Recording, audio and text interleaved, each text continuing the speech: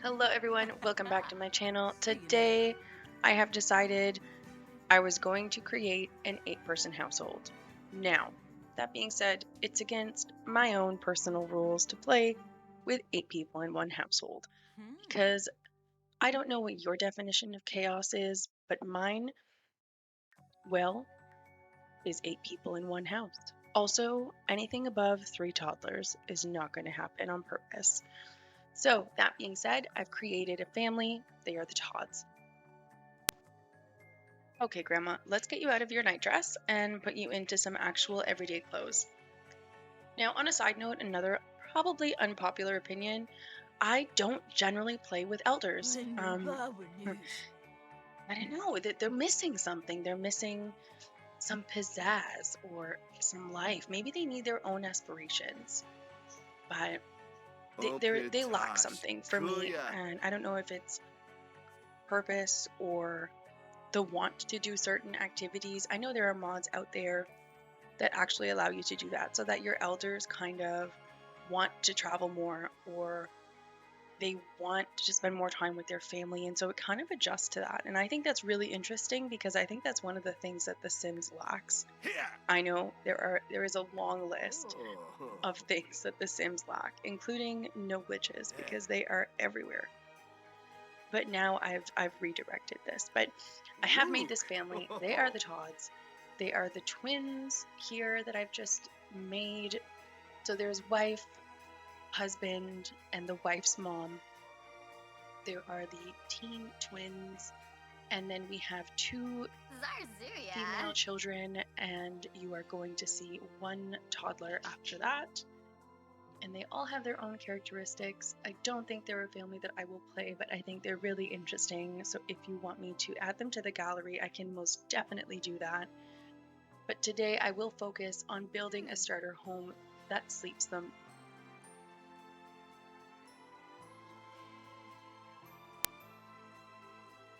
So many Sims. Oh, off the cuff, I'm just going to explain to you guys. Sometimes I plan a floor plan. I plan it. Blueprint. I get it down. I get it right. I'm like, yes, I feel good about this. This time I decided, you know what? I'm winging it. And that's what I did. And I think it worked out. But I will also mention, I got 34,000 to start with 8 people.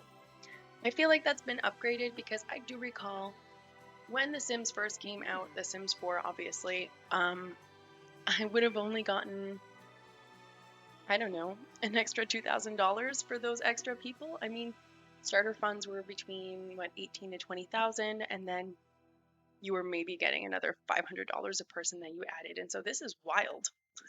I haven't built an 8-family household in a long time, and so I was really floored by that. I mean, I don't know, maybe I'm wrong. Maybe this has been that way for a long time. I just don't play with 8 people. Now, I know the entrance to the kitchen is a little funky.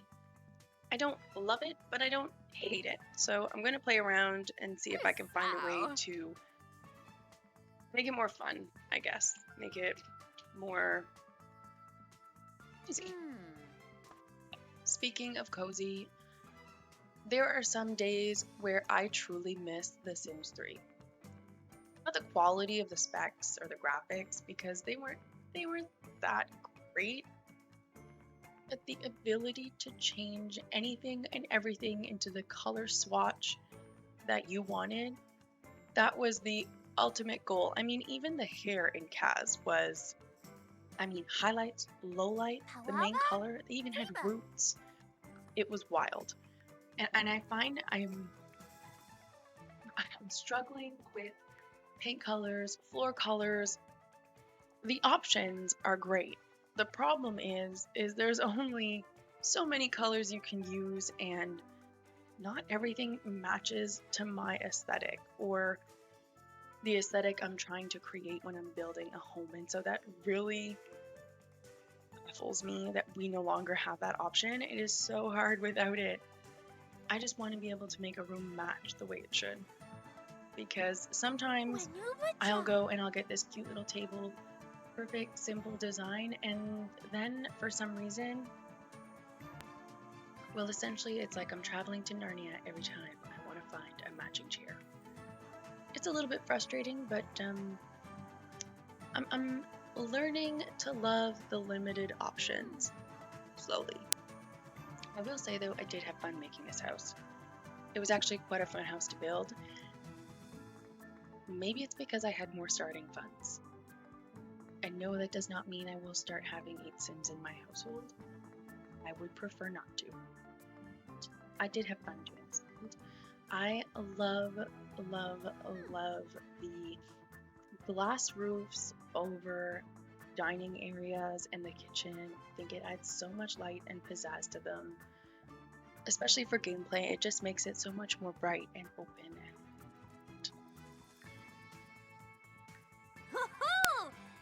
I really did debate making this house 2 stories. Then I thought, no, I'm not gonna do that. No. I love 1-story homes. Unless they're big and fancy and all of these other things, I prefer playing 1-story homes. So if you're still here and you're still listening, let me know in the comments what you prefer. And let me know if you actually play 8 Sim households. Because that, to me, is absolutely wild. And also, yes, I did place windows between the kitchen and the living room. I didn't want that whole space open because I don't know. I need it to be closed. I needed that archway. But I did place a window and it's going to open up the space. I also really enjoy this roof color. I'm not sure why. Lately, everything earth tones is my thing. Everything earth tones. The greens, the beiges, browns. I'm loving it. Ba-da-ba-ba-ba. But honestly, I am enjoying it very much. Oh, I missed a spot. There we go. It's just been so much fun playing with these colors. I've actually tried to limit myself lately on all my CC that I have, because before I used to own items, buy mode items, clothes, skins, mods, the whole. However, sometimes some of the items glitched. I don't know if it was updates or if the functionality changed of the object or what the case might be. They started glitching and So I got rid of all of my custom build and buy mode objects. The only buy mode object I currently have that is custom content is the family portrait, which I thought was so cute I could not afford to not have it. Also, you're going to notice here, I was a little overconfident, so I added some terrain tool items and I went in and landscaped prior to doing the inside. Now, you'll notice lately with my starter home series, I have not landscaped at all because a starter home, really the most important part is the inside. Because I don't know about you, but when I buy a starter home, or when I used to, I always ended up going in and using my extra cash to actually upgrade the items so that I could avoid things like uncomfortable bed, what a sore back, or cold shower from lower quality shower. It just wasn't practical for my gameplay. Those things, they're so unnecessary. So I would always upgrade my objects. I was not worried about terrain. So I was bold, I went out on the limb. There was $34,000. Why not?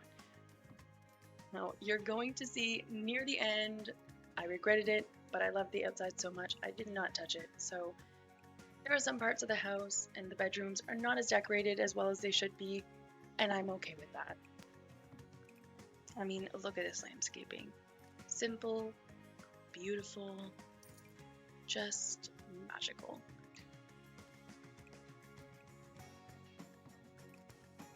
If you are new here, click the subscribe button, follow along. You can even click the bell to get notified when my next video comes out. In the meantime, sit back, relax, and enjoy the rest of this build. Thanks for watching.